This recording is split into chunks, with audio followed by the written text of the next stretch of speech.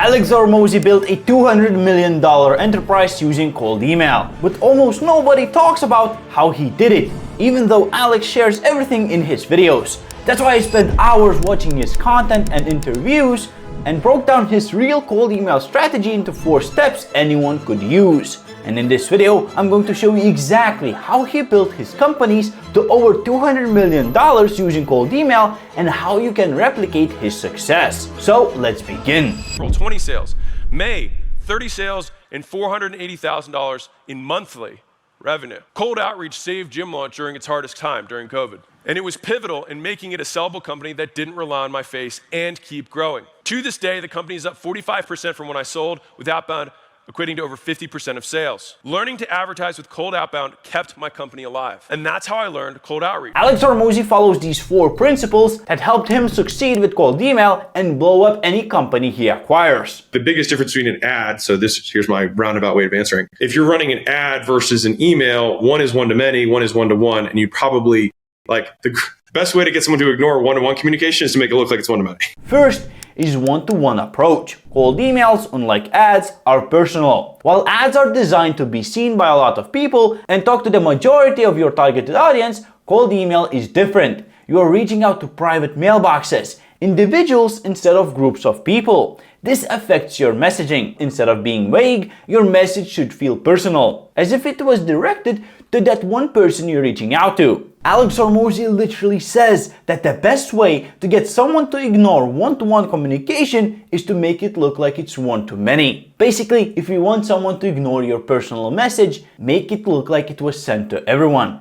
If your email looks like a template, your recipient will instantly know that it's a soulless message that's blasted to thousands of other people. Your job in cold email is to make an email look like it was written specifically for that person. You should use natural, day-to-day language, not some marketing buzzwords. Of course, this may vary from niche to niche. Sometimes you want to be formal, sometimes not. But do everything in your power to avoid phrases and formats that scream automation. You now know how to package your message, but what should you write in it? Alex Hormozi is particularly good with one thing in cold emails that made him millions, and it's leading with value.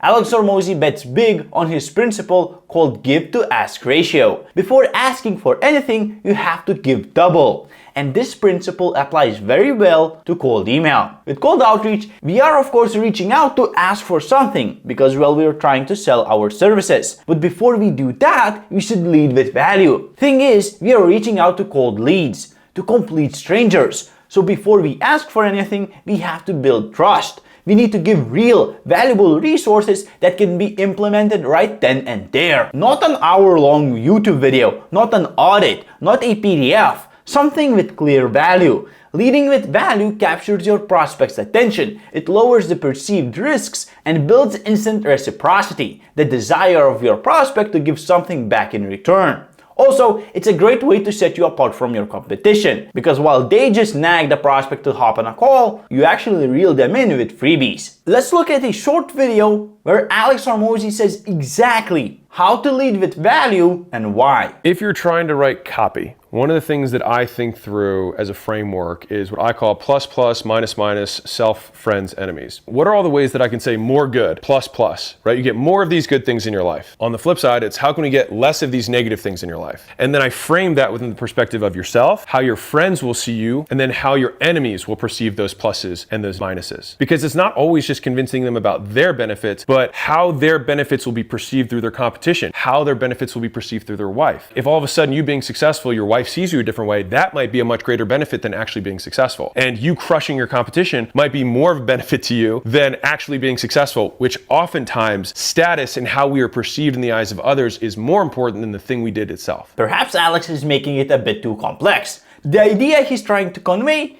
is simply the perceived value versus the real value of the thing. In short, the way you present your product or offer matters a ton. If you're selling a ladder to someone who is in a big hole, don't market it as an extendable 10-step aluminum ladder. Market it as an escape. Third important thing is to avoid sounding like a robot. Alex says that personalization always beats blasting emails. And it's true. Not only did personalization help Hormozi avoid the spam folder and increase delivery rate, It also increases response rates. Yes, you might save time and send 10 times more emails if you avoid personalization, but your response rate will drop 100 times. Honestly, personalization doesn't even have to take you extra time. With artificial intelligence, you can personalize entire emails from the ground up, without any extra tools or workload. I'll share more about that when we come to the implementation part of the video. But whatever you use to personalize your messages, you do it yourself, you hire a VA, or use AI, remember that information has to be presented naturally. You cannot just scrape information about your lead and plug it in, complementing their work at company name. No, that's worse than no personalization. It's a clear sign of automation. And as we covered previously, having your message look like an automated one is the silver bullet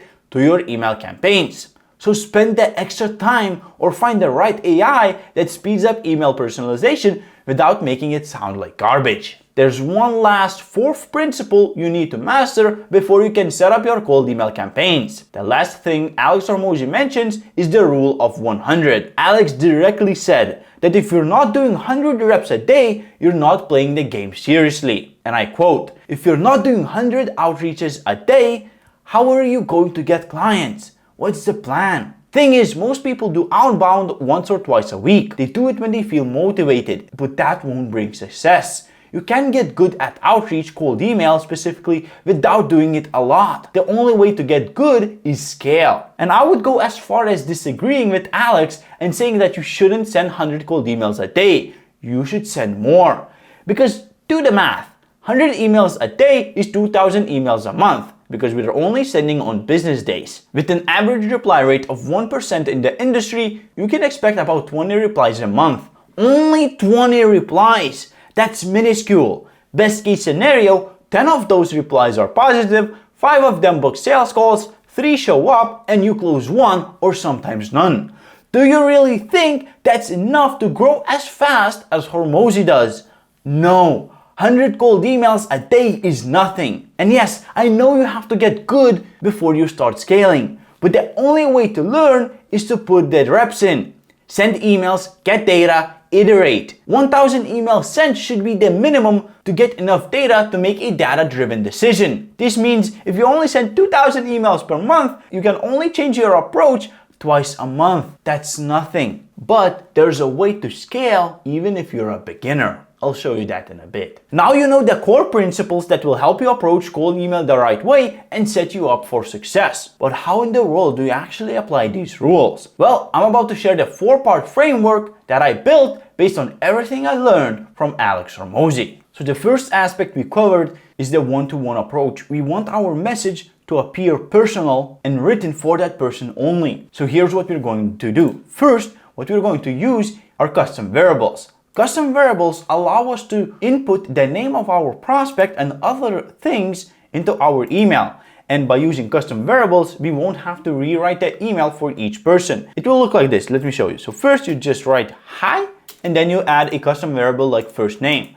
Now, whenever you send out the email using the automation software, it will pick the name of your prospect. So for example, reaching out, it will be hi Sandra, hi John, hi Christopher, whatever the name of your prospect is, right? And this is just like the first bare minimum of making the message sound personal, right? And again, this is just bare minimum, right? Cold email has gotten so good, so automated that everyone has to do this now. It's not giving you an edge. It's making you become at the bare minimum. Like I'm saying, this is something you have to do.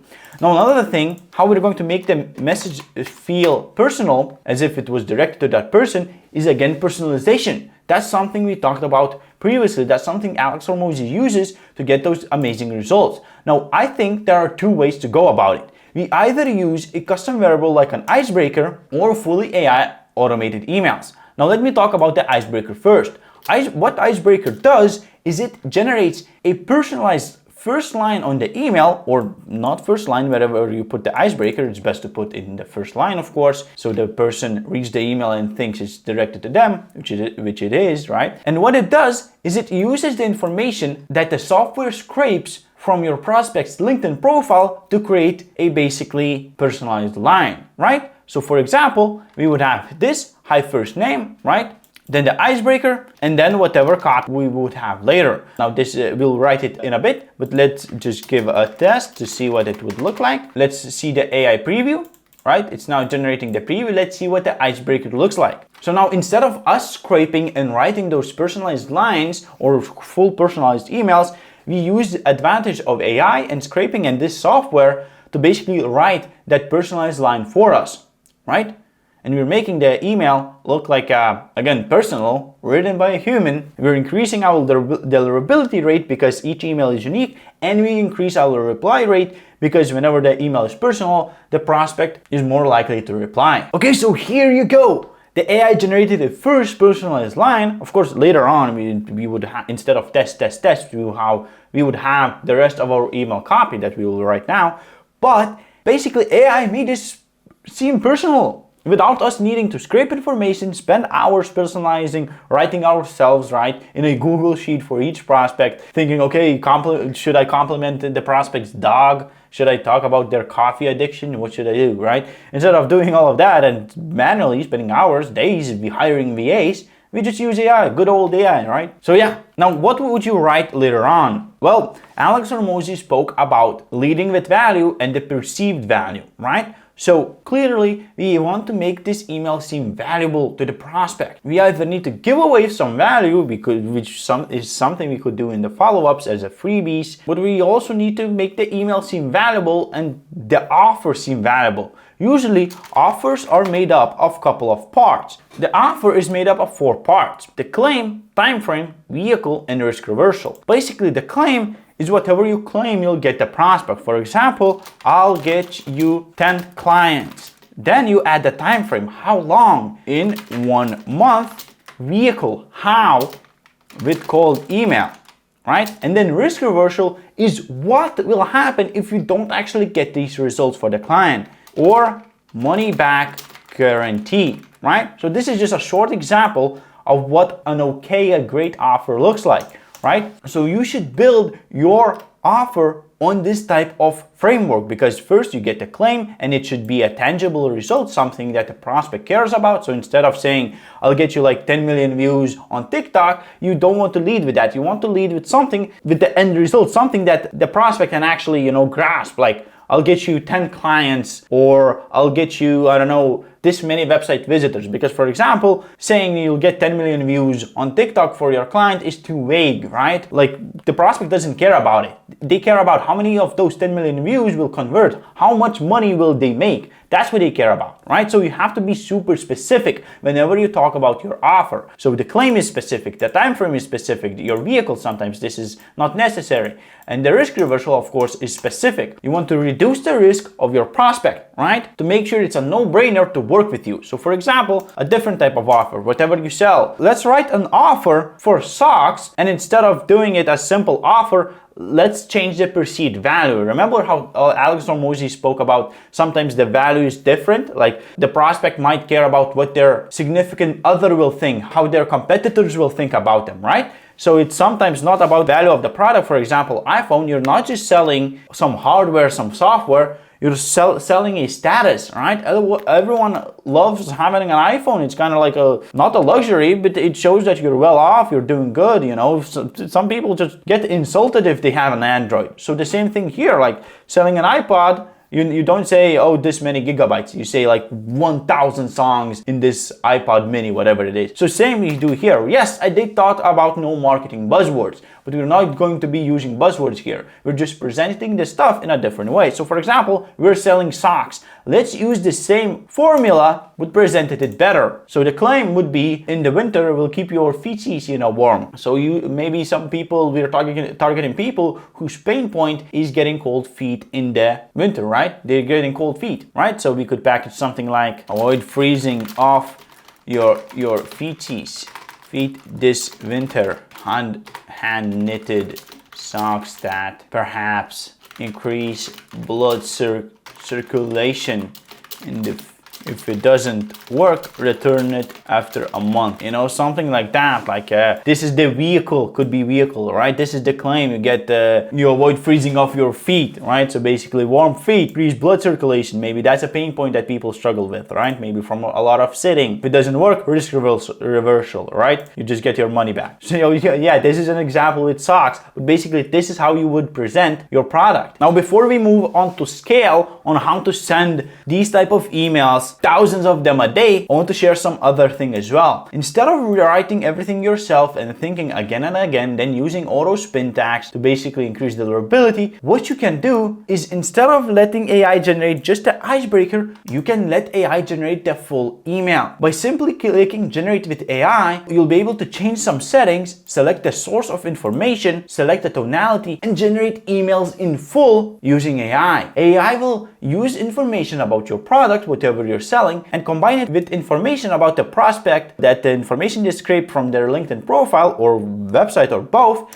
and it will combine it into one email, right? It will write a fully personalized email for each prospect, basically eliminating any need to write personalized emails, increasing the deliverability rate because each email is unique and unique to that specific prospect. Basically, the pain point is designed for them. The approach is designed for them, right? The product is presented the way that it should be for that prospect. You're basically avoiding all of the points of writing the offer yourself and messing up or not messing up, right? Learning copywriting. You avoid all of these things and you still follow those 4 principles by Alex Hormozi, basically without all of that extra work of you writing yourself, you playing around, testing, iterating, you know? You avoid all of that stuff. Now, how do you even go about sending thousands of emails a day? Well, the framework is actually simple. First, you will want to set up some mailboxes. So whatever you use, I suggest either MailForge and PrimeForge. If you're experienced, you can go in with InfraForge. But let's show an example with this MailForge software, right? So what you would do, and this is quick setup, is create some domains and mailboxes to send out cold emails, right? So for the best deliverability, you want two mailboxes per domain, and you want your domains to be secondary domains, top level domains. What you would do is first go to a mailbox calculator. You select how many emails you want to send per contact, how many mailboxes per domain you have, and how many contacts you want to reach out to every month. So let's say we want to reach out to 10,000 people. We will need 25 domains and 50 mailboxes. So it's pretty simple. We now calculate how many mailboxes and domains we want. We go here, we click create domains. We add our primary domain, which would be, let's say, Salesforge.ai. You select how many domains you want. So in this case, 25. You click generate domains. You check out. Then you go to mailboxes. You click create mailboxes. Click auto generate mailboxes. Select the domains you want to create the mailboxes for. Select how many mailboxes per domain, which is 2. You add the name or auto generate name, add a signature, and that's it. Now you can export the mailboxes, connect them to a software like Salesforge, where we used to generate those AI written emails. You connect them here, you add them to a warm-up pool. You get leads using something like LeadsForge, which is just a ChatGPT for leads, right? So you, for example, you come here, you say, I need leads from the US, give me marketing managers of fintech companies. Please, 200 employees or less. Enter, right? It will analyze, it will get you the leads. Here you go, you have a sample, you have enough leads, as many as you want without fiddling around with weird filters, right? You just speak to it as if it's your friend. You say, okay, export.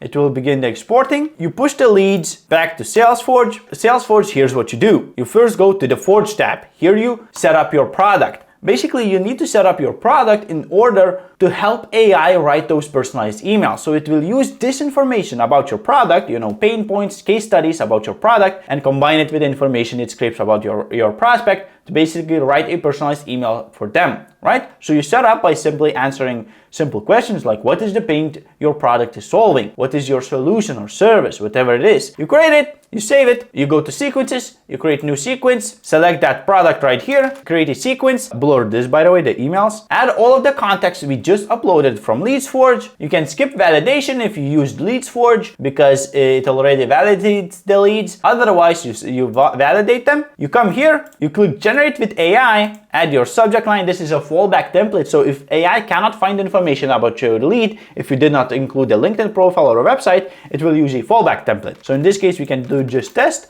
but you should use a proper template, right? Just write it how we did previously. You say fallback, you have LinkedIn profile, tonality, you can change it. You can use dynamic languages if you want. This increases deliverability rate and reply rate if you're reaching out to prospects who use a different language than English. You click next, you'll have an AI preview. You click next, select a schedule, send it in your prospect's time zone and business hours. Click next, connect your mailboxes right here, use plain text for the best deliverability, use bound shield, ESP matching if you want, and launch your sequence. That's literally it. You can right away send thousands of emails a month following the best practices, following the principles that helped Alex Hormozi get to where he is today, and you don't need to lift up a finger after you launch it. You use software and AI to your advantage as a leverage, as a huge leverage to basically get clients on autopilot. Now, of course, you will need to take sales calls, you will need to close them, but most of the heavy lifting is done for you. Now, there's even a way to do this easier without needing to do anything, without using software yourself, and that is by using AI sales agents.